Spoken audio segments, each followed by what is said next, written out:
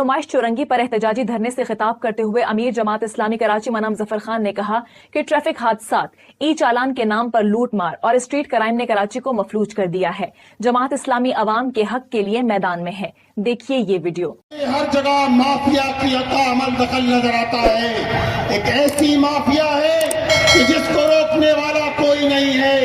एक ऐसी माफिया है जो इंसानी जानों से खेल रहे हैं।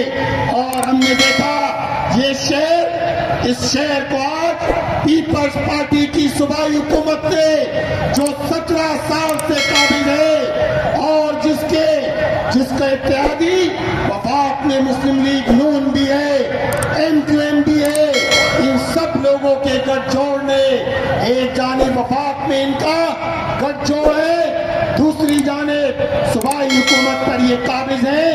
आज इस शहर को पूरे दुनिया की यूनिवर्सिटी के अंदर तब्दील कर दिया है। कि आज अगर देखा जाए तो पूरी दुनिया में अगर 173 शहर ऐसे हैं, टोटल 173 शहरों में से कराची का नंबर 170वां नंबर है कि जो रिहाइश के काबिल नहीं है, जिसको नाकाबिले रिहाइश करार दिया गया है।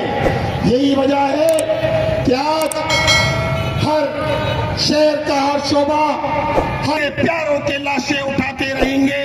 वो तालिब इल्म जो अपने घर से तालीम हासिल करने के लिए निकला था, तेज रफ्तार टैंकर ने उसको निशाना बना दिया।